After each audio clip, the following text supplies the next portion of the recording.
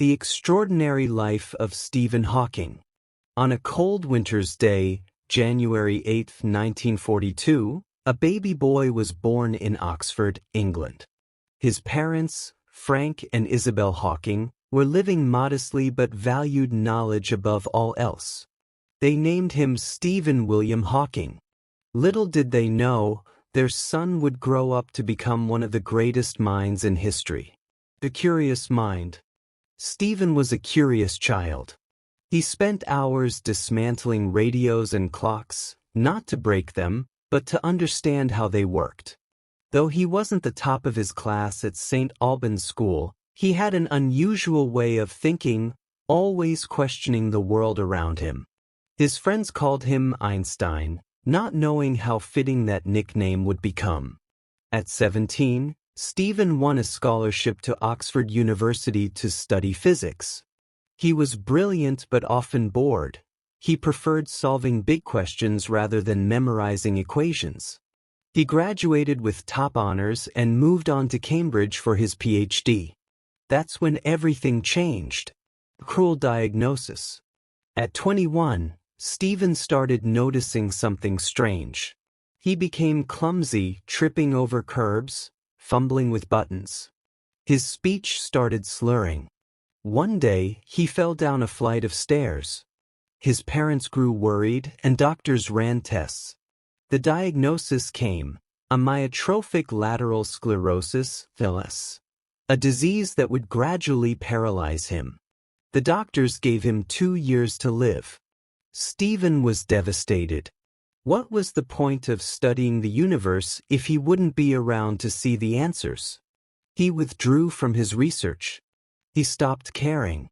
But then, something unexpected happened. He fell in love. Love and purpose. Jane Wilde was a bright, kind-hearted student who refused to let Stephen give up. She believed in him even when he didn't believe in himself. With Jane by his side, Stephen found new determination.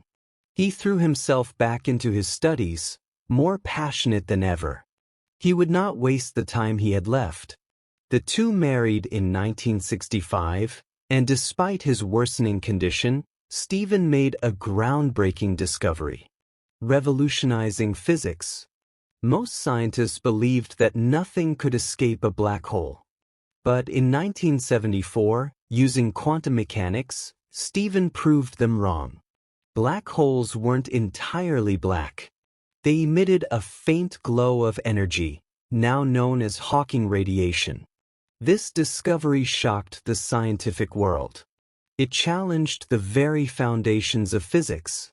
Stephen Hawking had changed how we understood the universe. His fame grew, but so did his illness. By the late 1970s, he could no longer walk. Speaking became difficult. Eventually, he relied on a computer-based speech synthesizer, which gave him his now iconic robotic voice.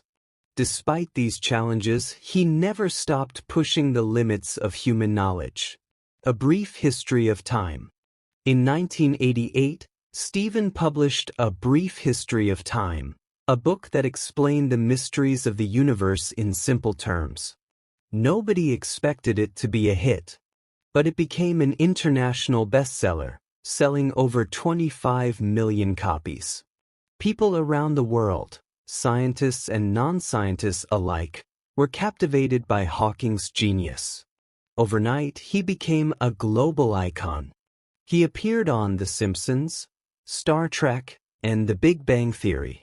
He met world leaders, celebrities, and even sat in the same chair as Albert Einstein at Cambridge. But beyond the fame, he remained a scientist at heart, still chasing the ultimate question. Where did the universe come from? Struggles and triumphs. Stephen's body continued to weaken, but his mind soared higher than ever. He continued to write, debate, and inspire.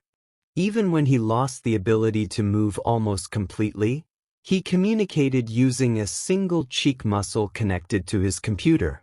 In his later years, he explored the idea that our universe might be just one of many, a multiverse. He tackled the mysteries of time travel, artificial intelligence, and even the fate of humanity. Despite his fame, his life was not without hardship.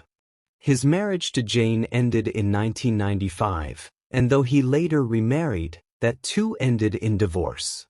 Yet through it all, he remained undaunted. A final goodbye.